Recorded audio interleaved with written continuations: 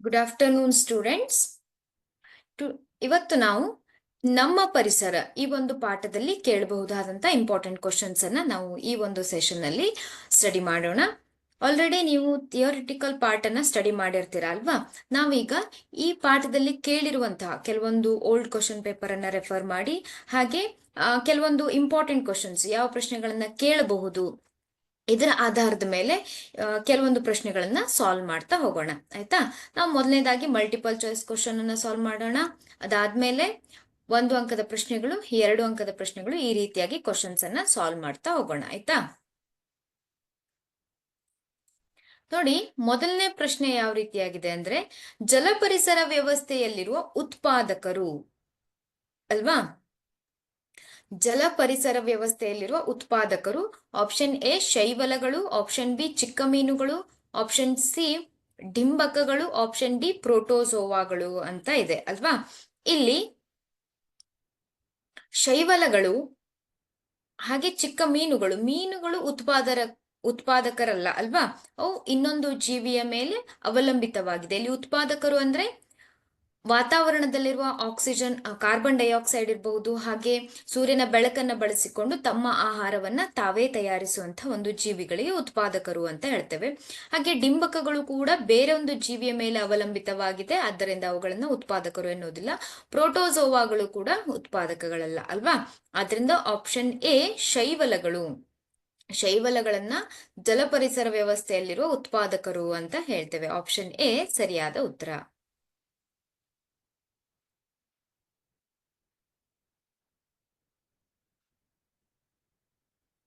Next question ನೋಡಿ, ಕೆಳಗೆ ಕೊಟ್ಟಿರುವ ಆಹಾರ ಸರಪಳಿಯನ್ನ ಗಮನಿಸಿ. ಹುಲ್ಲು, ಮಿಡತೆ, ಕಪ್ಪೆ, ಹಾವು, ಹದ್ದು. ಇಲ್ಲಿ ಮೊದಲನೇ ಪೋಷಣಾ ಸ್ತರಕ್ಕೆ ಲಭ್ಯವಿರುವ ಶಕ್ತಿ 5000 ಜೌಲ್ಗಳಾದರೆ ಹಾವಿಗೆ ದೊರಕುವ ಶಕ್ತಿಯ ಪ್ರಮಾಣ ಎಷ್ಟು ಅಂತ ಇದೆ. ಇಲ್ಲಿ ಒಂದು ಆಹಾರ ಸರಪಳಿಯನ್ನ ನೀಡಲಾಗಿದೆ ಅಲ್ವಾ? ಈ ಒಂದು ಆಹಾರ ಸರಪಳಿಯಲ್ಲಿ ಪ್ರತಿಯೊಂದು ಹಂತವನ್ನ ನಾವು ಪೋಷಣಾ ಸ್ತರ ಅಂತ ಕರಿತೇವೆ. ಆಹಾರ ಸರಪಳಿಯಲ್ಲಿರುವಂತಹ ಪ್ರತಿಯೊಂದು ಹಂತವನ್ನ ನಾವು ಪೋಷಣಾ ಸ್ತರ ಅಂತ ಕರಿತೇವೆ. ಇಲ್ಲಿ ಮೊದಲನೇ ಒಂದು ಪೋಷಣಾ ಸ್ತರ ಯಾವುದು? ಹುಲ್ಲು 5000 ಜೌಲ್ಗಳಷ್ಟು ಶಕ್ತಿಯ ಲಭ್ಯತೆಯನ್ನ ಹೊಂದಿದೆ ಅಲ್ವಾ? 5000 ಜೌಲ್ಗಳಿದೆ. ಅದು ನಂತರದ ಒಂದು ಪೋಷಣಾ ಸ್ತರಕ್ಕೆ ಹೋದಾಗ ಏನಾಗತ್ತೆ? ಕೇವಲ 10% ಮೊದಲನೇ ಹಂತದಲ್ಲಿರುವಂತಹ 10% ನಂತರದ ಹಂತಕ್ಕೆ ಅದು ವರ್ಗಾವಣೆ ಆಗತ್ತೆ ಅಲ್ವಾ? ಹಾಗಾದ್ರೆ ಮೊದಲನೇ ಹಂತದಲ್ಲಿ 5000 ಜೌಲ್ಗಳಿದ್ರೆ ಎರಡನೇ ಹಂತದಲ್ಲಿ ಏನಾಗತ್ತೆ? 500 ಜೌಲ್ಗಳು. ಎರಡನೇ ಪೋಷಣಾ ಸ್ತರದಲ್ಲಿರುವಂತದ್ದೆಷ್ಟು? 500 ಜೌಲ್ಗಳು ಅಲ್ವಾ? ಹಾಗೆ ಮೂರನೇ ಪೋಷಣಾ ಸ್ತರದಲ್ಲಿರುವಂತಹ ಕಪ್ಪೆಗೆ ಸಿಗುವಂತಹ ಒಂದು ಶಕ್ತಿ ಎಷ್ಟು? 50 ಅಲ್ವಾ? ಹಾಗೆ ಹಾವಿಗೆ ಸಿಗುವಂತದ್ದೆಷ್ಟು? 5 ಜೌಲ್ಗಳು. ಇದನ್ನ 10% ಏನಾಗತ್ತೆ ನಿಯಮ ಅಂತ ಹೇಳ್ತೇವೆ. 10% ಮಾತ್ರ ನಂತರದ ಹಂತಕ್ಕೆ ವರ್ಗಾವಣೆ ಆಗತ್ತೆ ಅಲ್ವಾ? ಆದ್ದರಿಂದ ಹಾವಿಗೆ ದೊರಕುವಂತ ಶಕ್ತಿಯ ಪ್ರಮಾಣ ಎಷ್ಟು?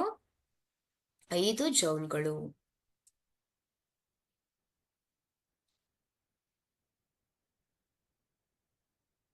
ನೆಕ್ಸ್ಟ್ ಕ್ವಶನ್ ನೋಡಿ, ಆಹಾರ ಸರಪಳಿಯಲ್ಲಿ ಪ್ರಾಥಮಿಕ ಭಕ್ಷಕರು ಯಾವಾಗಲೂ ಆಪ್ಷನ್ ಎ ಮಾಂಸಾಹಾರಿಗಳು, ಆಪ್ಷನ್ ಬಿ ಸಸ್ಯಾಹಾರಿಗಳು, ಆಪ್ಷನ್ ಸಿ ಉನ್ನತ ಮಾಂಸಾಹಾರಿಗಳು, ಆಪ್ಷನ್ ಡಿ ಉತ್ಪಾದಕರು. ಇಲ್ಲಿ ಪ್ರಾಥಮಿಕ ಭಕ್ಷಕರು ನೋಡಿ, ಮೊದಲನೇದಾಗಿ ಪೋಷಣಾ ಸ್ತರದಲ್ಲಿ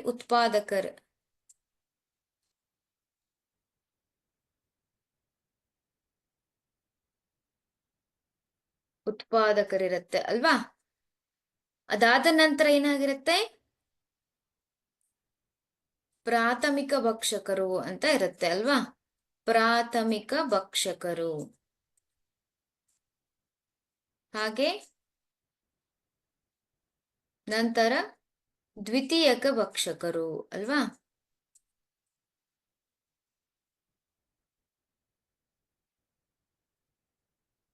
ಇಲ್ಲಿ ಪ್ರಾಥಮಿಕ ಭಕ್ಷಕರು ಸಂಪೂರ್ಣವಾಗಿ ಉತ್ಪಾದಕರ ಮೇಲೆ, ಉದಾಹರಣೆಗೆ ಹುಲ್ಲು, ಹಾಗೆ ಇಲ್ಲಿ ಜಿಂಕೆ ಅಥವಾ ಮೊಲ ಅಂತ ಅನ್ಕೊಂಡ್ರೆ, ಈ ಪ್ರಾಥಮಿಕ ಭಕ್ಷಕರು ಯಾವಾಗಲೂ ಈ ಒಂದು ಉತ್ಪಾದಕರ ಮೇಲೆ ಏನಾಗಿರತ್ತೆ, ಅವು ಡಿಪೆಂಡ್ ಆಗಿರತ್ತೆ ಅಲ್ವಾ. ಆದ್ರಿಂದ ಅವರನ್ನ ನಾವೇನ್ ಹೇಳ್ತೇವೆ, ಸಸ್ಯಾಹಾರಿಗಳು ಅಂತ ಹೇಳ್ತೇವೆ ಅಲ್ವಾ.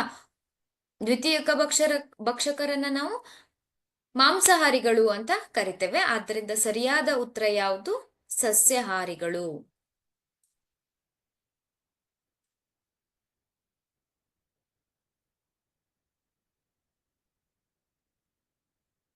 ನೆಕ್ಸ್ಟ್ ಕ್ವಶನ್ ನೋಡಿ.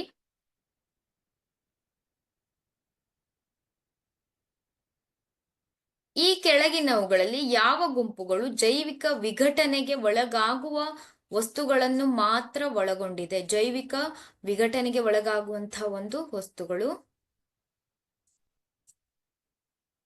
ಇಲ್ಲಿ ಹುಲ್ಲು, ಹೂವುಗಳು ಮತ್ತು ಚರ್ಮ ಇದೆ. ಹುಲ್ಲು, ಮರ ಮತ್ತು ಪ್ಲಾಸ್ಟಿಕ್, ಹಣ್ಣಿನ ಸಿಪ್ಪೆ, ಕೇಕ್ ಮತ್ತು ನಿಂಬೆ ರಸ, ಕೇಕ್, ಮರ ಮತ್ತು ಹುಲ್ಲು ಅಂತ ಇದೆ ಅಲ್ವಾ.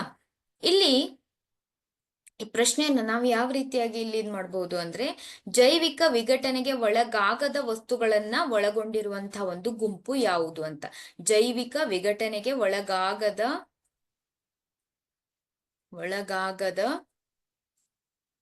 ವಸ್ತುಗಳನ್ನ ಒಳಗೊಂಡಿರುವಂತಹ ಒಂದು ಗುಂಪು ಅಂತ. ಇಲ್ಲಿ ಹುಲ್ಲು, ಮರ ಮತ್ತು ಪ್ಲಾಸ್ಟಿಕ್ ಹೇಳ್ಬಹುದು ಅಲ್ವಾ. ಹುಲ್ಲು ಮತ್ತು ಮರ ಜೈವಿಕ ವಿಘಟನೆಗೆ ಒಳಗಾಗತ್ತೆ, ಆದ್ರೆ ಪ್ಲಾಸ್ಟಿಕ್ ಜೈವಿಕ ವಿಘಟನೆಗೆ ಒಳಗಾಗುವುದಿಲ್ಲ.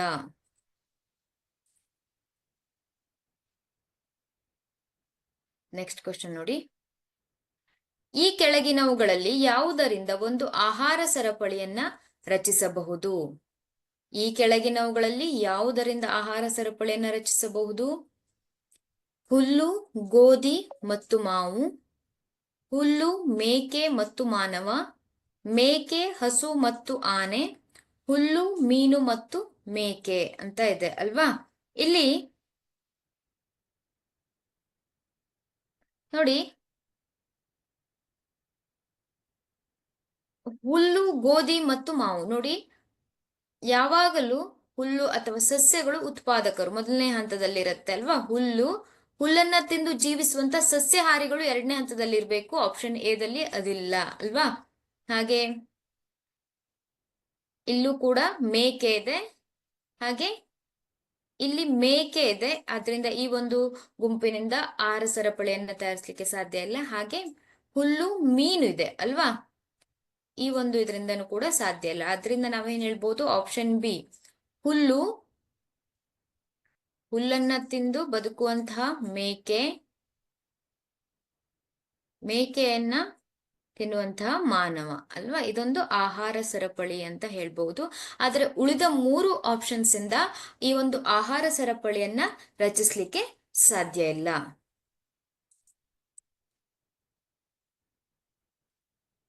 ನೆಕ್ಸ್ಟ್ ಕ್ವಶನ್ ನೋಡಿ. ಈ ಕೆಳಗಿನವುಗಳಲ್ಲಿ ಪರಿಸರ ಸ್ನೇಹಿ ಅಭ್ಯಾಸಗಳು ಯಾವುವು ಅಂತ ಇದೆ. ಆಪ್ಷನ್ ಎ, ಶಾಪಿಂಗ್ ವೇಳೆ ಖರೀದಿಸಿದ ವಸ್ತುಗಳನ್ನಿಡಲು ಬಟ್ಟೆಯ ಬ್ಯಾಗ್ಗಳನ್ನ ಒಯ್ಯುವುದು, ಹಾಗೆ ಅನಗತ್ಯವಾಗಿ ಉರಿಯುತ್ತಿರುವ ವಿದ್ಯುತ್ ದೀಪಗಳನ್ನು ಮತ್ತು ಫ್ಯಾನ್ಗಳನ್ನು ಆರಿಸುವುದು, ಶಾಲೆಗೆ ಬಿಡಲು ನಿಮ್ಮ ತಾಯಿಯ ದ್ವಿಚಕ್ರ ವಾಹನದ ಬದಲು ಕಾಲ್ನಡಿಗೆಯಲ್ಲಿ ತೆರಳುವುದು. ಇಲ್ಲಿ ಯಾವುದು ಪರಿಸರ ಸ್ನೇಹಿ, ಪರಿಸರಕ್ಕೆ ಪೂರಕವಾದಂತಹ ಒಂದು ಅಭ್ಯಾಸಗಳು ಅಂತ ಹೇಳ್ಬಹುದು ನಾವು.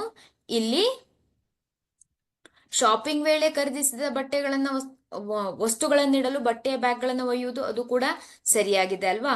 ಅನಗತ್ಯವಾಗಿ ಉರಿಯುತ್ತಿರುವ ವಿದ್ಯುತ್ ದೀಪಗಳನ್ನು ಮತ್ತೆ ಫ್ಯಾನ್ಗಳನ್ನ ಆರಿಸುವುದು, ಅದು ಕೂಡ ಸರಿಯಾಗಿರುವಂತದ್ದು. ಹಾಗೆ ಅನಗತ್ಯವಾಗಿ ಉರಿಯುತ್ತಿರುವ ಶಾಲೆಗೆ ಬಿಡಲು ಯಾವುದು ದ್ವಿಚಕ್ರ ವಾಹನದ ಬದಲಾಗಿ ಕಾಲ್ನಡಿಗೆಯಲ್ಲಿ ತೆರಳುವುದು, ಅದು ಕೂಡ ಪರಿಸರ ಸ್ನೇಹಿ ಒಂದು ಅಭ್ಯಾಸ ಅಂತ ಹೇಳ್ಬಹುದು. ಹಾಗಾದ್ರೆ ಈ ಮೇಲಿನ ಎಲ್ಲವೂ, ಆಪ್ಷನ್ ಡಿ ಅಂತ ನೀವು ತೆಗೆದುಕೊಳ್ಬಹುದು, ಈ ಮೇಲಿನ ಎಲ್ಲವೂ ಕೂಡ ಪರಿಸರ ಸ್ನೇಹಿ ಅಭ್ಯಾಸಗಳಾಗಿದೆ.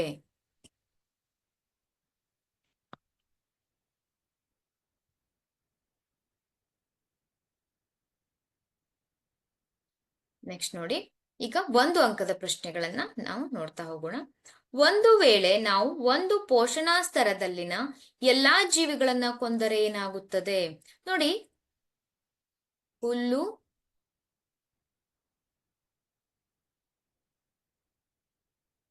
ಮಿಡತೆ, ಕಪ್ಪೆ, ಹಾವು, ಇದೊಂದು ಆಹಾರ ಸರಪಳಿ ಅಲ್ವಾ? ಈ ಆಹಾರ ಸರಪಳಿಯ ಪ್ರತಿಯೊಂದು ಹಂತವನ್ನ ನಾವು ಪೋಷಣಾ ಸ್ತರ ಅಂತ ಹೇಳ್ತೇವೆ. ಒಂದು ವೇಳೆ ನಾವು ಈ ಒಂದು ಪೋಷಣಾ ಸ್ತರದಲ್ಲಿನ ಎಲ್ಲಾ ಜೀವಿಗಳನ್ನ ಕೊಂದರೆ, ಉದಾಹರಣೆಗೆ ಈ ಒಂದು ಪೋಷಣಾ ಸ್ತರ ಎಲ್ಲಾ ಜೀವಿಗಳನ್ನ ಕೊಂದು ಬಿಟ್ರೆ ಏನಾಗತ್ತೆ? ಹುಲ್ಲು ಹೆಚ್ಚಾಗಿ ಬೆಳೆದುಕೊಳ್ಳುತ್ತೆ, ಅಗತ್ಯಕ್ಕಿಂತ ಹೆಚ್ಚಾಗಿ ಹುಲ್ಲು ಆವರಿಸಿಕೊಳ್ಳುತ್ತೆ. ಹಾಗೆ ಕಪ್ಪೆಗಳು, ಮಿಡತೆಯ ಮೇಲೆ ಅವಲಂಬಿತವಾಗಿದ್ದಂತಹ ಕಪ್ಪೆಗಳು ಕೂಡ ನಶಿಸಿ ಹೋಗುತ್ತೆ. ಹಾಗೆ ಹಾವುಗಳು ಕೂಡ ನಶಿಸಿ ಹೋಗುತ್ತೆ. ಕಪ್ಪೆಯ ಮೇಲೆ ಹೊಂದಿಕೊಂಡಿರುವಂತಹ ಕೆಲವೊಂದು ಹಾವುಗಳು ಕೂಡ ನಶಿಸಿ ಹೋಗುತ್ತೆ. ಆದ್ರಿಂದ ಪರಿಸರದಲ್ಲಿ ಅಸಮತೋಲನ ಉಂಟಾಗತ್ತೆ.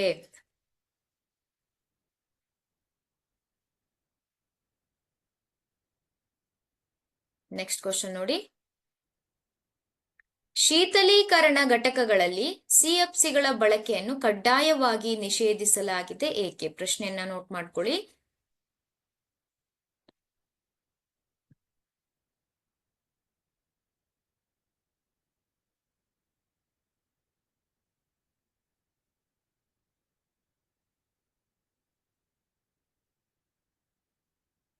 ಶೀತಲೀಕರಣ ಘಟಕಗಳಲ್ಲಿ ಸಿಎಫ್ಸಿಗಳ ಬಳಕೆಯನ್ನು ಕಡ್ಡಾಯವಾಗಿ ನಿಷೇಧಿಸಲಾಗಿದೆ. ಕಾರಣವೇನು ಅಲ್ವಾ? ಈ ಶೀತಲೀಕರಣ ಘಟಕಗಳಲ್ಲಿ ಸಿಎಫ್ಸಿಗಳ ಬಳಕೆ, ಕ್ಲೋರೋಫ್ಲೋರೋ ಕಾರ್ಬನ್ಗಳ ಬಳಕೆಯನ್ನ ನಿಷೇಧಿಸಲಾಗಿದೆ. ಕಾರಣ, ಈ ಸಿಎಫ್ಸಿ ಅನ್ನುವಂತಹ ಒಂದು ರಾಸಾಯನಿಕ ಓಝೋನ್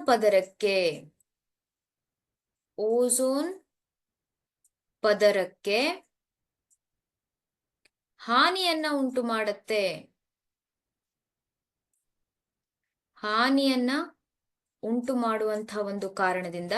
ಓಝೋನ್ ಪದರಕ್ಕೆ ಹಾನಿಯನ್ನ ಉಂಟು ಮಾಡುವಂತಹ ಒಂದು ಕಾರಣದಿಂದ ಈ ಸಿಎಫ್ಸಿಗಳ ಬಳಕೆಯನ್ನ ಕಡ್ಡಾಯವಾಗಿ ನಿಷೇಧಿಸಲಾಗಿದೆ ಅಂತ ಹೇಳ್ತೇವೆ.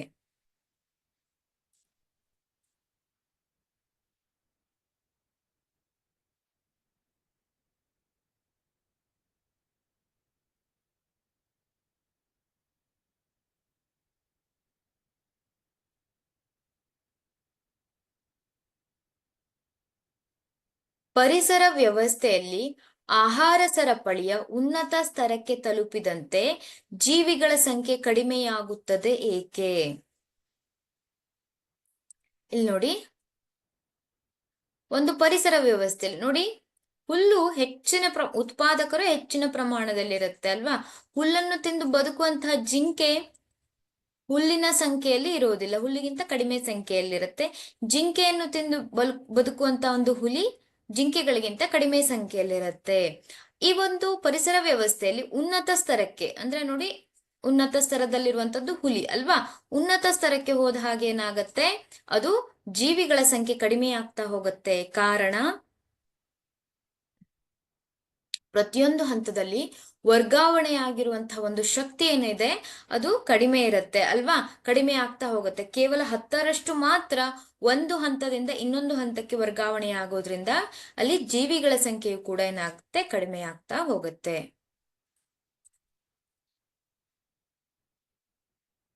ಜೈವಿಕ ಸಂವರ್ಧನೆ ಎಂದರೇನು ಅಂತ ಇದೆ ನೋಡಿ. ಜೈವಿಕ ಸಂವರ್ಧನೆ ಎಂದರೇನು ಅಲ್ವಾ? ಇಲ್ಲಿ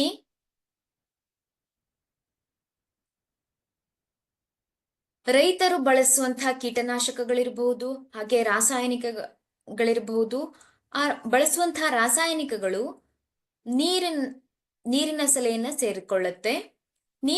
ಆ ಒಂದು ರಾಸಾಯನಿಕಗಳು ಆ ನೀರಿನಲ್ಲಿ ಜೀವಿಸುತ್ತಿರುವಂತಹ ಕೆಲವೊಂದು ಜೀವಿಗಳ ದೇಹದಲ್ಲಿ ಸೇರ್ಪಡೆಗೊಳ್ಳುತ್ತೆ. ನಂತರ ಆ ಜೀವಿಯನ್ನ ತಿಂದು ಬದುಕುವಂತಹ ಮುಂದಿನ ಹಂತಗಳಲ್ಲಿ, ಮುಂದಿನ ಪೋಷಣಾ ಸ್ತರದಲ್ಲಿ ಏನಾಗತ್ತೆ? ಆ ಒಂದು ರಾಸಾಯನಿಕಗಳು ವರ್ಗಾವಣೆ ಆಗ್ತಾ ಹೋಗುತ್ತೆ. ಹಾಗೆ ಅದರ ಒಂದು ಅಂಶವು ಕೂಡ ಏನಾಗ್ತಾ ಹೋಗುತ್ತೆ, ಪೋಷಣಾ ಸ್ತರ, ಉನ್ನತ ಪೋಷಣಾ ಸ್ತರಕ್ಕೆ ಹೋದ ಹಾಗೆ ಹೆಚ್ಚಾಗ್ತಾ ಹೋಗುತ್ತೆ. ಇದನ್ನ ಜೈವಿಕ ಸಂವರ್ಧನೆ ಅಂತ ಕರೀತಾರೆ ನೋಡಿ. ನೀರು, ಮೀನುಗಳು ಹಾಗೆ ಮನುಷ್ಯ, ಇದೊಂದು ಆಹಾರ ಸರಪಳಿ ಅಂತ ಅನ್ಕೊಂಡ್ರೆ ನೋಡಿ. ನೀರಿನಲ್ಲಿ ಏನಾಗುತ್ತೆ, ರಾಸಾಯನಿಕಗಳಿದೆ. ಆ ರಾಸಾಯನಿಕಗಳು ಮೀನಿನ ಒಂದು ದೇಹದಲ್ಲಿ ಆ ಅದು ಸೇರ್ಕೊಳ್ಳುತ್ತೆ. ಹಾಗೆ ಆ ಮೀನನ್ನ ತಿನ್ನುವಂತಹ ಮನುಷ್ಯನ ದೇಹದಲ್ಲೂ ಕೂಡ ಆ ಒಂದು ರಾಸಾಯನಿಕಗಳು ಸೇರಿಕೊಳ್ಳುತ್ತೆ ಅಲ್ವಾ. ಆದರೆ ಈ ಒಂದು ರಾಸಾಯನಿಕಗಳ ಒಂದು ಅಂಶ ಏನಾಗುತ್ತೆ, ಪ್ರತಿಯೊಂದು ಹಂತದಲ್ಲಿ ಅದು ಹೆಚ್ಚಾಗ್ತಾ ಹೋಗುತ್ತೆ, ಕಡಿಮೆ ಆಗೋದಿಲ್ಲ. ಒಂದು ಪೋಷಣಾ ಸ್ತರದಿಂದ ಇನ್ನೊಂದು ಪೋಷಣಾ ಸ್ತರಕ್ಕೆ ಅದು ಹೋದ ಹಾಗೆ ಏನಾಗುತ್ತೆ, ಅದರ ಒಂದು ಆ ಅಂಶ ಹೆಚ್ಚಾಗ್ತಾ ಹೋಗುತ್ತೆ. ಅದನ್ನ ಜೈವಿಕ ಸಂವರ್ಧನೆ ಅಂತ ಕರೀತಾರೆ. ನೆಕ್ಸ್ಟ್ ನೋಡಿ, ಪರಿಸರ ವ್ಯವಸ್ಥೆಯಲ್ಲಿ ವಿಘಟಕರ ಪಾತ್ರವೇನು ಅಂತ ಇದೆ. ಪರಿಸರ ವ್ಯವಸ್ಥೆಯಲ್ಲಿ ವಿಘಟಕರ ಪಾತ್ರವೇನು ಅಲ್ವಾ. ಇಲ್ಲಿ ಪ್ರಶ್ನೆಯನ್ನ ನೋಟ್ ಮಾಡ್ಕೊಳ್ಳಿ.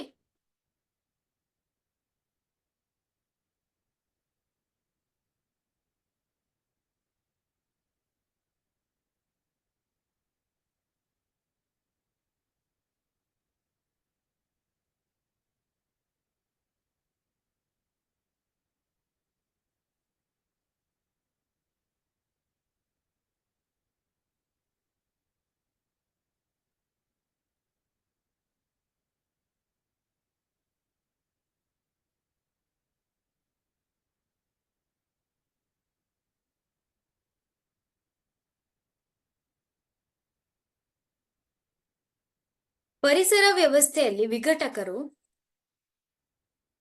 ಕೆಲವೊಂದು ವಿಘಟನೆಯಾಗುವಂತಹ ಕೆಲವೊಂದು ವಸ್ತುಗಳನ್ನ ಏನ್ ಮಾಡುತ್ತೆ, ವಿಘಟಿಸಿ ವಾತಾವರಣವನ್ನ ಸಮತೋಲನದಲ್ಲಿಟ್ಟುಕೊಳ್ಳಲು ಅದು ಸಹಾಯ ಮಾಡುತ್ತೆ ಅಂತ ಹೇಳ್ಬಹುದು. ಉದಾಹರಣೆಗೆ ಸತ್ತ ಪ್ರಾಣಿಗಳ ದೇಹಗಳಿರ್ಬಹುದು, ಹಾಗೆ ಸಸ್ಯಗಳ ಎಲ್ಲ ಒಂದು ಈ ಒಂದು ಸತ್ತ ಜೀವಿಗಳನ್ನ ವಿಘಟಿಸಿ ಅವು ಏನ್ ಮಾಡುತ್ತೆ, ಪರಿಸರವನ್ನ ಸ್ವಚ್ಛವಾಗಿಡ್ಲಿಕ್ಕೆ ಸಹಾಯ ಮಾಡುತ್ತೆ. ಪ್ರಶ್ನೆಯನ್ನ ನೋಟ್ ಮಾಡ್ಕೊಳ್ಳಿ.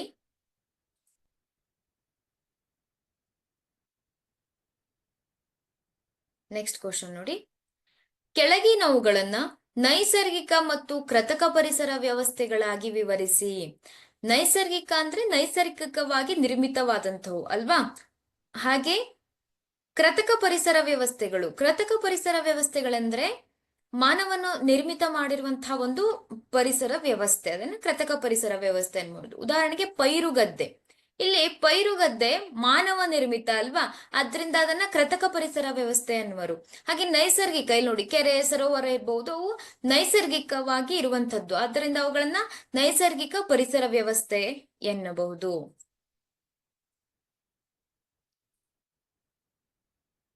ನೆಕ್ಸ್ಟ್ ಕ್ವಶನ್ ನೋಡಿ, ಬ್ಯಾಕ್ಟೀರಿಯಾಗಳಂತಹ ಸೂಕ್ಷ್ಮ ಜೀವಿಗಳನ್ನ ವಿಘಟಕರು ಎನ್ನುವರು ಏಕೆ ಅಂತ ಇದೆ. ಬ್ಯಾಕ್ಟೀರಿಯಾಗಳಂತಹ ಕೆಲವೊಂದು ಸೂಕ್ಷ್ಮ ಜೀವಿಗಳನ್ನ ವಿಘಟಕರು ಎನ್ನುವರು ಅಲ್ವಾ.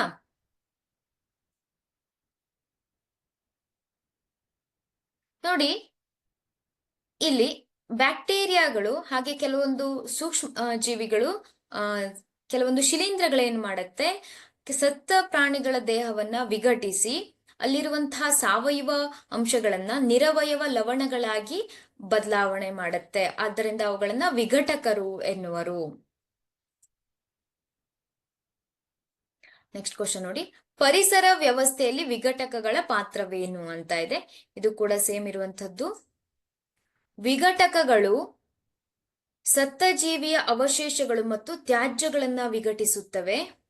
ಈ ಸೂಕ್ಷ್ಮ ಜೀವಿಗಳು ಸಂಕೀರ್ಣ ಸಾವಯವ ಪದಾರ್ಥಗಳನ್ನ ಸರಳ ನಿರವಯವ ಪದಾರ್ಥಗಳನ್ನಾಗಿ ವಿಘಟಿಸುವುದರಿಂದ ಅವುಗಳನ್ನ ವಿಘಟಕಗಳು ಎನ್ನುವರು. ನೆಕ್ಸ್ಟ್ ಕ್ವಶನ್ ನೋಡಿ, 2 ಅಂಕದ ಪ್ರಶ್ನೆ. ಪ್ರಶ್ನೆಯನ್ನ ಸರಿಯಾಗಿ ಓದ್ಕೊಳ್ಳಿ.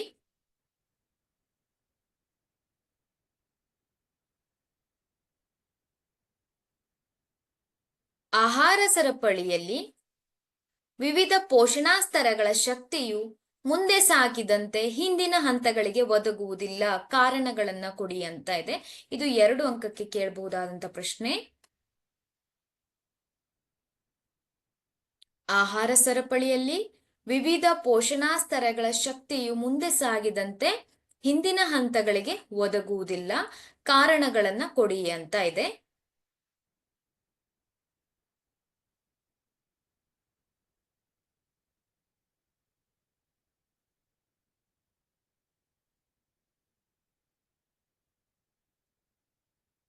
ನೆಕ್ಸ್ಟ್ ಕ್ವಶನ್ ನೋಡಿ, ಉತ್ತರವನ್ನ ನೋಡಿ. ಸ್ವಪೋಷಕಗಳಿಂದ ಸೆರೆ ಹಿಡಿಯಲಾದ ಶಕ್ತಿಯು ಪುನಃ ಸೌರಶಕ್ತಿಗೆ ಹಿಂದಿರುಗುವುದಿಲ್ಲ ಮತ್ತು ಸಸ್ಯಹಾರಿಗಳಿಗೆ ಸೇರಿ ಹೋದ ಶಕ್ತಿಯು ಸ್ವಪೋಷಕರಿಗೆ ಹಿಂದೆ ಬರುವುದಿಲ್ಲ. ಇದು ವಿವಿಧ ಪೋಷಣಾ ಸ್ತರಗಳ ಮೂಲಕ ಕ್ರಮೇಣವಾಗಿ ಮುಂದೆ ಸಾಗಿದಂತೆ ಹಿಂದಿನ ಹಂತಗಳಿಗೆ ಸಿಗುವುದಿಲ್ಲ. ಎರಡನೇದಾಗಿ, ಪ್ರತಿಯೊಂದು ಪೋಷಣಾ ಸ್ತರದಲ್ಲಿ ಲಭ್ಯವಿರುವ ಶಕ್ತಿಯು ಪ್ರತಿ ಹಂತದಲ್ಲಿ ಶಕ್ತಿಯ ನಷ್ಟದಿಂದಾಗಿ ಕ್ರಮೇಣ ಕಡಿಮೆಯಾಗುತ್ತದೆ.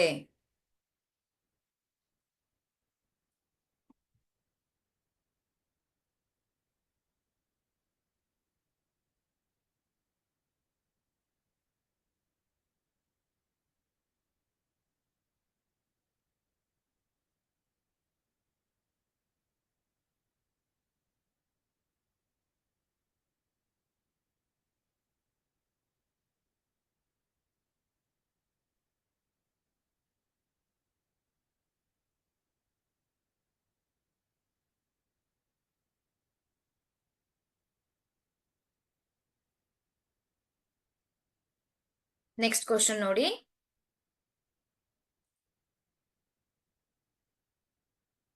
ಕೆಲವು ವಸ್ತುಗಳು ಜೈವಿಕ ವಿಘಟನೀಯ, ಆದರೆ ಕೆಲವು ವಸ್ತುಗಳು ಜೈವಿಕ ವಿಘಟನೀಯವಲ್ಲ.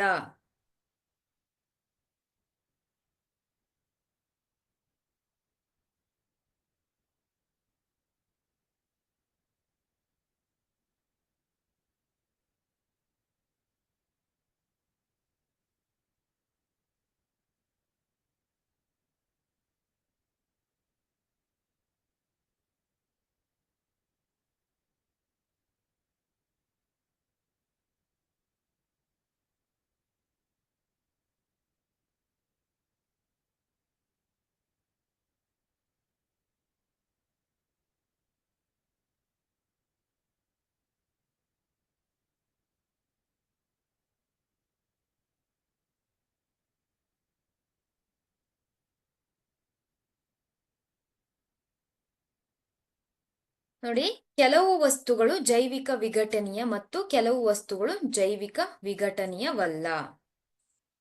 ಇಲ್ಲಿ ಕಾರಣ, ಕೆಲವು ವಸ್ತುಗಳು ವಿಘಟಕಗಳಿಂದ ಜೈವಿಕ ವಿಘಟನೆ ಆಗುತ್ತವೆ. ಉದಾಹರಣೆಗೆ ಪೇಪರ್, ಹಣ್ಣಿನ ಸಿಪ್ಪೆ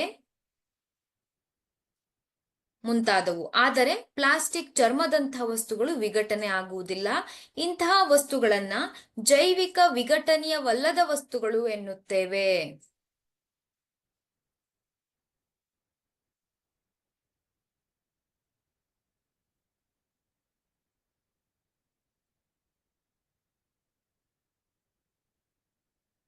ನೋಡಿ, ಜೈವಿಕ ವಿಘಟನೀಯ ವಸ್ತುಗಳು ಪರಿಸರದ ಮೇಲೆ ಉಂಟು ಮಾಡುವ ಯಾವುದಾದರೂ 2 ಪರಿಣಾಮಗಳನ್ನ ತಿಳಿಸಿ ಅಂತ ಇದೆ. ಜೈವಿಕ ವಿಘಟನೀಯ ವಸ್ತುಗಳು ಪರಿಸರದ ಮೇಲೆ ಉಂಟು ಮಾಡುವಂತಹ ಯಾವುದಾದರೂ 2 ಪರಿಣಾಮಗಳನ್ನ ತಿಳಿಸಿ ಅಂತ ಇದೆ. ಇಲ್ಲಿ ಜೈವಿಕ ವಿಘಟನೆಯ ವಸ್ತುಗಳಲ್ಲಿ ಕಾರ್ಬನ್ ಇರುತ್ತದೆ. ಇವುಗಳನ್ನ ದಹನ ಮಾಡಿದಾಗ ಕಾರ್ಬನ್ ಮೊನಾಕ್ಸೈಡ್ ಮತ್ತು ಕಾರ್ಬನ್ ಡೈಆಕ್ಸೈಡ್ ಉಂಟಾಗಿ ವಾಯು ಮಾಲಿನ್ಯವಾಗುತ್ತದೆ. ಅವುಗಳನ್ನ ಸುಟ್ಟಾಗ ಏನಾಗತ್ತೆ, ಅಲ್ಲಿ ವಾಯು ಮಾಲಿನ್ಯವಾಗುವಂತಹ ಒಂದು ಸಂದರ್ಭ ಉಂಟಾಗತ್ತೆ.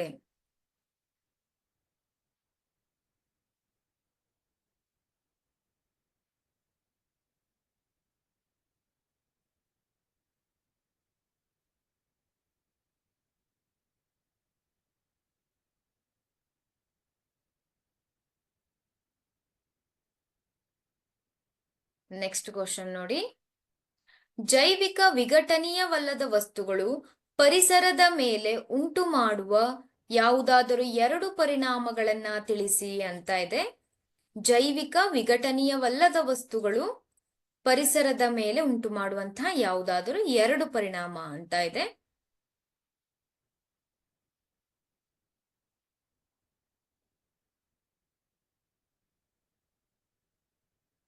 ಜೈವಿಕ ವಿಘಟನೆ ಹೊಂದದೇ ಇರುವಂತಹ ಒಂದು ವಸ್ತುಗಳು, ಉದಾಹರಣೆಗೆ ಪ್ಲಾಸ್ಟಿಕ್ಗಳಿರಬಹುದು, ಹಾಗೆ ಕೆಲವೊಂದು ವಸ್ತುಗಳಿರಬಹುದು, ಅವು ವಾಯು ಮಾಲಿನ್ಯ ಮತ್ತು ಜಲ ಮಾಲಿನ್ಯಕ್ಕೆ ಕಾರಣವಾಗುತ್ತದೆ.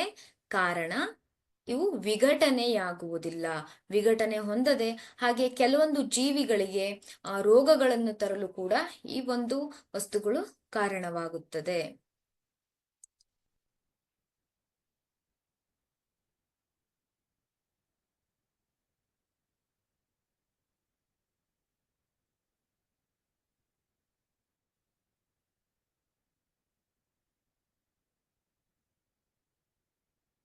ನೆಕ್ಸ್ಟ್ ನೋಡಿ, ಓಝೋನ್ ಎಂದರೇನು ಮತ್ತು ಅದು ಪರಿಸರ ವ್ಯವಸ್ಥೆಯ ಮೇಲೆ ಹೇಗೆ ಪ್ರಭಾವವನ್ನ ಉಂಟು ಮಾಡುತ್ತದೆ ಅಂತ ಇದೆ. ಓಝೋನ್ ಎಂದರೇನು, ಅದು ಪರಿಸರ ವ್ಯವಸ್ಥೆಯ ಮೇಲೆ ಹೇಗೆ ಪ್ರಭಾವವನ್ನ ಉಂಟು ಮಾಡುತ್ತದೆ. ಓಝೋನ್ ಅನ್ನುವಂಥದ್ದು O3 ಅಣುಗಳಿಂದ ಉಂಟಾಗಿರುವಂತಹ ಒಂದು ಭೂಮಿಯ ಸುತ್ತಲೂ ಇರುವಂತಹ ಒಂದು ರಕ್ಷಣಾ ಕವಚ ಅಂತ ಹೇಳ್ಬಹುದು ಅಲ್ವಾ. ಅದು ಸೂರ್ಯನಿಂದ ಬರುವಂತಹ ಕೆಲವೊಂದು ನೇರಳಾತೀತ ಕಿರಣಗಳನ್ನ ಅದು ತಡೆದು ಭೂಮಿಯ ಒಂದು ಉಷ್ಣತೆಯನ್ನ ಇರಬಹುದು, ಹಾಗೆ ಭೂಮಿಯ ಮೇಲಿರುವಂತಹ ಜೀವಿಗಳನ್ನ ನೇರಳಾತೀತ ವಿಕಿರಣದಿಂದ ಅದು ಕಾಪಾಡುತ್ತೆ ಅಲ್ವಾ. ಓಝೋನ್ ಎಂಬುದು ವಾತಾವರಣದ ಉನ್ನತ ಸ್ತರದಲ್ಲಿ ನೇರಳಾತೀತ ವಿಕಿರಣವು ಆಕ್ಸಿಜನ್ ಅಣು O2 ಅಲ್ವಾ, ಅದರ ಜೊತೆ ವರ್ತಿಸಿ ಉಂಟಾದ ಒಂದು ಸಂಯುಕ್ತವಾಗಿದೆ. ಹೆಚ್ಚಿನ ತೀವ್ರತೆಯ ನೇರಳಾತೀತ ವಿಕಿರಣಗಳು ಕೆಲವು ಆಕ್ಸಿಜನ್ ಅಣುಗಳನ್ನ ಆಕ್ಸಿಜನ್ ಪರಮಾಣುಗಳಾಗಿ ವಿಭಜಿಸುತ್ತವೆ. O2 ಇರೋದನ್ನ ಓಗಳಾಗಿ ಅಲ್ವಾ. ನಂತರ ಈ ಪರಮಾಣುಗಳು ಇತರ ಆಕ್ಸಿಜನ್ ಅಣುಗಳೊಂದಿಗೆ ಸೇರಿ ಓಝೋನ್ ಪದರ ರೂಪುಗೊಳ್ಳುತ್ತೆ. ಇತರ ಒಂದು ಆಕ್ಸಿಜನ್ ಪರಮಾಣುಗಳ ಜೊತೆ ಸೇರಿ ಓಝೋನ್ ಪದರ ರೂಪುಗೊಳ್ಳುತ್ತೆ. ಇಲ್ಲಿ ನೋಡಿ, O2 ಇರುವಂತದ್ದು ನೇರಳಾತೀತ ವಿಕಿರಣದಿಂದ ಪರಮಾಣುಗಳಾಗಿ ವಿಭಜನೆ ಹೊಂದುತ್ತಾ ಇದೆ. ಈ ಪರಮಾಣುಗಳು ಆಕ್ಸಿಜನ್ ಅಣುಗಳೊಂದಿಗೆ ಸೇರಿ ಓಝೋನ್ ಪದರ ಉಂಟಾಗತ್ತೆ.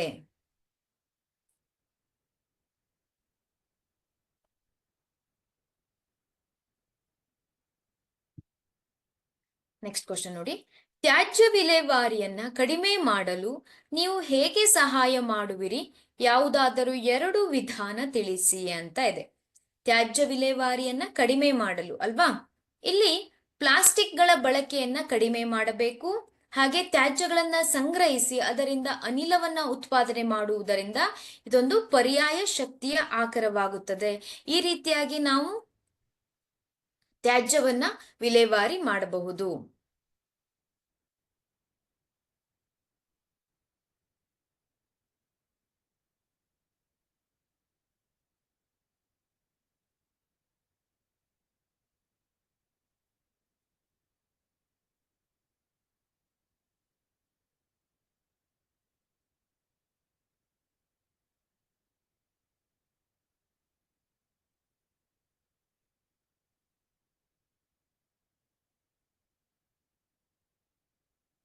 ನೆಕ್ಸ್ಟ್ ಕ್ವಶನ್ ನೋಡಿ, ಜೈವಿಕ ಸಂವರ್ಧನೆ ಎಂದರೇನು, ಪರಿಸರ ವ್ಯವಸ್ಥೆಯ ವಿವಿಧ ಹಂತಗಳಲ್ಲಿ ಈ ವರ್ಧನೆಯ ಮಟ್ಟವು ವಿಭಿನ್ನವಾಗಿರುತ್ತದೆಯೇ. ಪ್ರಶ್ನೆಯನ್ನ ಸರಿಯಾಗಿ ನೋಟ್ ಮಾಡ್ಕೊಳ್ಳಿ. ಜೈವಿಕ ಸಂವರ್ಧನೆ ಎಂದರೇನು, ಪರಿಸರ ವ್ಯವಸ್ಥೆಯ ವಿವಿಧ ಹಂತಗಳಲ್ಲಿ ಈ ವರ್ಧನೆಯ ಮಟ್ಟ ವಿಭಿನ್ನವಾಗಿರುತ್ತದೆಯೇ ಅಂತ ಇದೆ.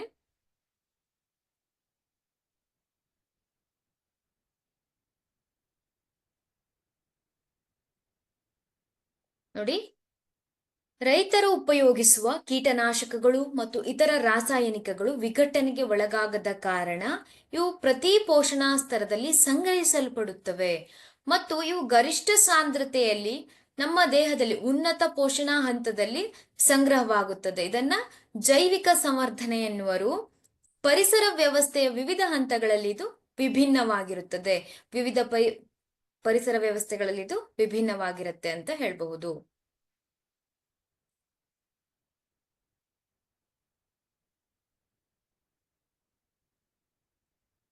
ನೆಕ್ಸ್ಟ್ ಕ್ವಶನ್ ನೋಡಿ. ನಾವು ಉತ್ಪಾದಿಸುವ ಜೈವಿಕ ವಿಘಟನೆಗೆ ಒಳಗಾಗದ ತ್ಯಾಜ್ಯಗಳಿಂದ ಉಂಟಾಗುವ ಸಮಸ್ಯೆಗಳು ಯಾವುವು ಅಂತ ಇದೆ. ನಾವು ಉತ್ಪಾದಿಸುವಂತಹ ಹಾಗೆ ಜೈವಿಕ ವಿಘಟನೆಗೆ ಒಳಗಾಗದ ತ್ಯಾಜ್ಯಗಳಿಂದ ಉಂಟಾಗುವಂತ ಸಮಸ್ಯೆಗಳು ಯಾವುವು ಅಂತ ಇದೆ ನೋಡಿ. ಜೈವಿಕ ವಿಘಟನೆಯಾದ ತ್ಯಾಜ್ಯಗಳು ಪರಿಸರವನ್ನ ಕಲುಷಿತಗೊಳಿಸುತ್ತೆ. ಹಾಗೆ ಈ ಒಂದು ತ್ಯಾಜ್ಯಗಳಿಂದ ಜೈವಿಕ ಸಂವರ್ಧನೆ ಉಂಟಾಗುತ್ತದೆ. ಹಾಗೆ ರೋಗಗಳನ್ನ ತರುವಂತಹ ಒಂದು ಸಾಧ್ಯತೆ ಇರುತ್ತೆ. ಆದ್ರಿಂದ ಈ ಎಲ್ಲ ಒಂದು ಪರಿಣಾಮಗಳು ಜೈವಿಕ ವಿಘಟನೆಗೆ ಒಳಗಾಗದ ತ್ಯಾಜ್ಯದಿಂದ ಉಂಟಾಗುತ್ತೆ.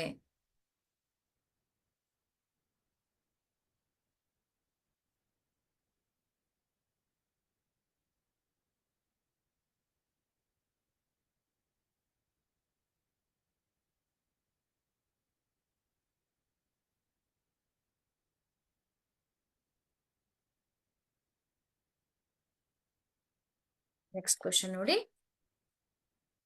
ಒಂದು ವೇಳೆ ನಾವು ಉತ್ಪಾದಿಸುವ ಎಲ್ಲಾ ತ್ಯಾಜ್ಯಗಳು ಜೈವಿಕ ವಿಘಟನೀಯವಾಗಿದ್ದರೆ ಇದು ಪರಿಸರದ ಮೇಲೆ ಯಾವುದೇ ಪರಿಣಾಮವನ್ನ ಉಂಟು ಮಾಡುವುದಿಲ್ಲವೇ? ಒಂದು ವೇಳೆ ನಾವು ಉತ್ಪಾದಿಸುವಂತ ಎಲ್ಲಾ ತ್ಯಾಜ್ಯಗಳು ಜೈವಿಕ ವಿಘಟನೆ ಹೊಂದುತ್ತಾ ಇದ್ದರೆ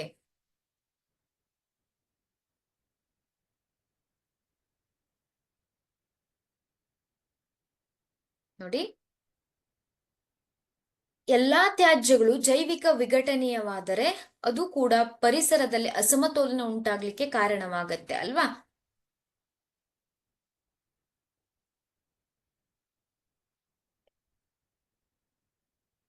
ನೆಕ್ಸ್ಟ್ ಕ್ವಶನ್ ನೋಡಿ.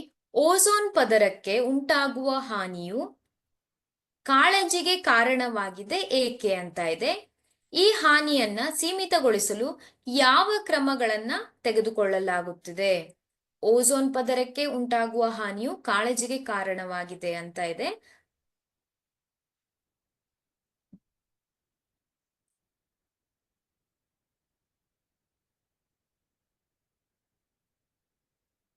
ಇಲ್ಲಿ ನೋಡಿ, ಓಝೋನ್ ಪದರ ಯಾವುದೇ ರೀತಿಯಾಗಿ ಓಝೋನ್ ಪದರಕ್ಕೆ ಹಾನಿ ಉಂಟಾದರೆ ಅದರಿಂದ ಬರುವಂತಹ ಒಂದು ನೇರಳಾತೀತ ವಿಕಿರಣಗಳಿಂದ ಚರ್ಮದ ಕ್ಯಾನ್ಸರ್ ಇರಬಹುದು, ಹಾಗೆ ಭೂಮಿಯ ಉಷ್ಣತೆ ಹೆಚ್ಚಾಗಬಹುದು, ಹಾಗೆ ಬೇರೆ ಬೇರೆ ಆದಂತಹ ಒಂದು ರೋಗಗಳು ಉಂಟಾಗಬಹುದು ಅಲ್ವಾ? ಈ ಕಾರಣದಿಂದ ಓಝೋನ್ ಪದರಕ್ಕೆ ಉಂಟಾಗುವ ಹಾನಿಯು ಕಾಳಜಿಗೆ ಕಾರಣವಾಗಿದೆ ಅಲ್ವಾ?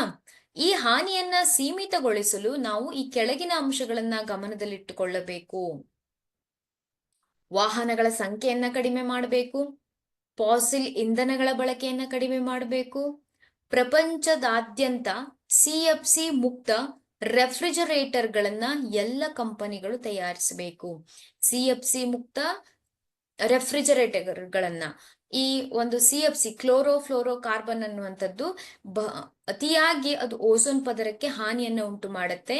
ಈ ಒಂದು ಕಾರಣದಿಂದ CFC ಮುಕ್ತ ರೆಫ್ರಿಜರೇಟರ್ಗಳನ್ನ ತಯಾರಿಸಬೇಕು ನೋಡಿ.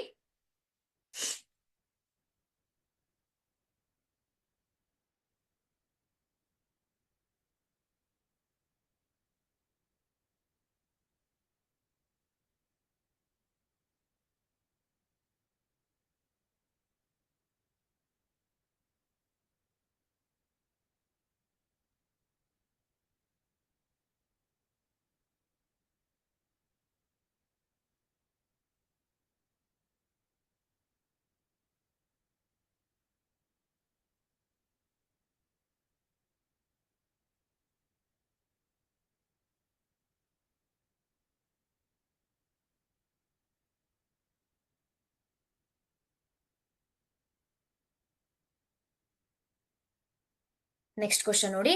ಒಂದು ಜಲಪರಿಸರ ವ್ಯವಸ್ಥೆಯಲ್ಲಿ ಮೀನುಗಳು, ಪಕ್ಷಿಗಳು, ಕೀಟಡಿಂಭಕಗಳು ಮತ್ತು ಡಯಾಟಮ್ಗಳು ಕಂಡುಬಂದಿವೆ.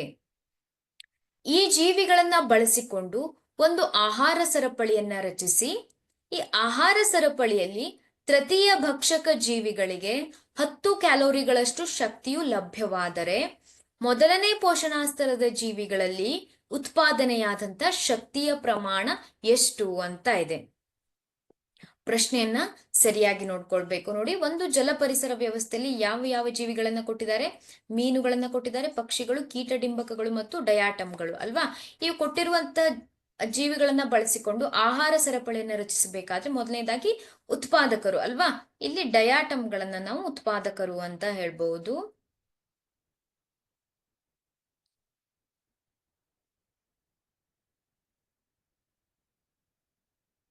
ಡಯಾಟಮ್ಗಳನ್ನ ಉತ್ಪಾದಕರು ಅಂತ ಹೇಳ್ತೇವೆ. ಹಾಗೆ ಈ ಡಯಾಟಮ್ಗಳನ್ನ ತಿಂದು ಬದುಕುವಂತ ಕೀಟ ಡಿಂಬಕಗಳು ಅಲ್ವಾ. ಕೀಟ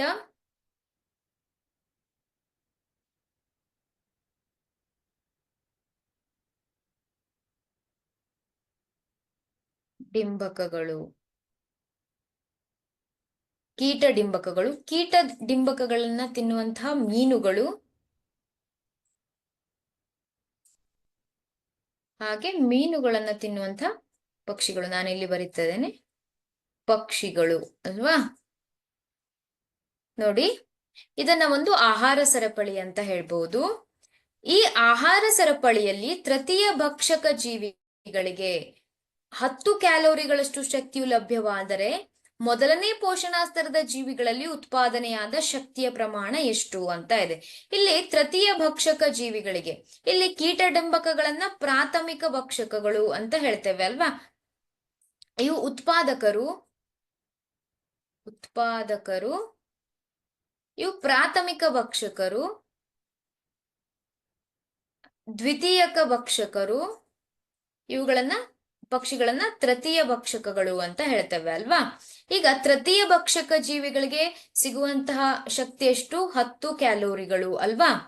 ಹಾಗಾದ್ರೆ ಮೊದಲನೇ ಪೋಷಣಾಸ್ತರದ ಜೀವಿಗಳಲ್ಲಿ ಉತ್ಪಾದನೆಯಾದ ಶಕ್ತಿ ಎಷ್ಟು? ಮೊದಲನೇ ಪೋಷಣಾಸ್ತರ ಯಾವುದು? ಇಲ್ಲಿ ಡಯಾಟಮ್ಗಳು ಅಲ್ವಾ. ನೋಡಿ, ಮೀನುಗಳು ಏನ್ ಮಾಡುತ್ತೆ? ತಾವು ಉತ್ಪಾದಿಸಿದಂತ 10% ಪಕ್ಷಿಗಳಿಗೆ ಶಕ್ತಿಯನ್ನ ವರ್ಗಾವಣೆ ಮಾಡುತ್ತೆ ಅಲ್ವಾ. ಪಕ್ಷಿಗಳು ಈ ಮೀನುಗಳನ್ನ ತಿಂದಾಗ ಕೇವಲ 10% ಶಕ್ತಿ ವರ್ಗಾವಣೆ ಆಗತ್ತೆ. ಹಾಗಾದ್ರೆ ವರ್ಗಾವಣೆ ಆಗಿರುವಂತಹ ಶಕ್ತಿ 10% ಅಂದ್ರೆ ಮೀನುಗಳಿಗೆ ಲಭ್ಯವಾಗುವಂತಹ ಶಕ್ತಿಯ ಪ್ರಮಾಣ ಎಷ್ಟು? 100 ಕ್ಯಾಲೋರಿಗಳು ಅಲ್ವಾ. ಕೀಟಡಿಂಬಕಗಳಿಗೆ ಸಿಗುವಂತಹ ಶಕ್ತಿಯ 10% ಮೀನುಗಳಿಗೆ ಬಂದಿದೆ. ಅದೆಷ್ಟಿದೆ? 100 ಅಲ್ವಾ. 100 ಕ್ಯಾಲೋರಿಗಳಷ್ಟಿದೆ. ಹಾಗಾದ್ರೆ ಕೀಟಡಿಂಬಕಗಳಿಗೆ ಸಿಗುವಂತಹ ಶಕ್ತಿಯ ಪ್ರಮಾಣ ಎಷ್ಟು? 1000 ಅಲ್ವಾ. 1000 ಕ್ಯಾಲೋರಿಗಳು. ಹಾಗೆ ಡಯಾಟಮ್ಗಳಿಗೆ ಸಿಗುವಂತಹ ಶಕ್ತಿಯ ಪ್ರಮಾಣ ಎಷ್ಟು? 10,000 ಕ್ಯಾಲೋರಿಗಳು ಅಲ್ವಾ. ಹಾಗಾದ್ರೆ ಮೊದಲನೇ ಪೋಷಣಾಸ್ತರದ ಜೀವಿಗಳಲ್ಲಿ ಉತ್ಪಾದನೆಯಾದ ಶಕ್ತಿಯ ಪ್ರಮಾಣ ಎಷ್ಟು? 10,000 ಕ್ಯಾಲೋರಿಗಳು. ಇಲ್ಲಿ ನೋಡಿ, ಇಲ್ಲಿ ಪ್ರಶ್ನೆಯನ್ನ ಯಾವ ರೀತಿಯಾಗಿ ಕೇಳಿದ್ದಾರೆ? ತೃತೀಯ ಭಕ್ಷಕ ಜೀವಿಗಳು. ತೃತೀಯ ಭಕ್ಷಕ ಅಂದ್ರೆ ಇಲ್ಲಿ ಮೊದಲನೇ ಪೋಷಣಾಸ್ತರದಲ್ಲಿರುವವರನ್ನ ನಾವು ಉತ್ಪಾದಕರು ಅಂತ ಹೇಳ್ತೇವೆ ಅಲ್ವಾ. ಎರಡನೇ ಪೋಷಣಾಸ್ತರದಲ್ಲಿರುವವರನ್ನ ಪ್ರಾಥಮಿಕ ಭಕ್ಷಕರು ಅಂತೇವೆ. ನಂತರ ದ್ವಿತೀಯಕ ಭಕ್ಷಕರು, ತೃತೀಯಕ ಭಕ್ಷಕರು, ಈ ರೀತಿಯಾಗಿರುತ್ತೆ.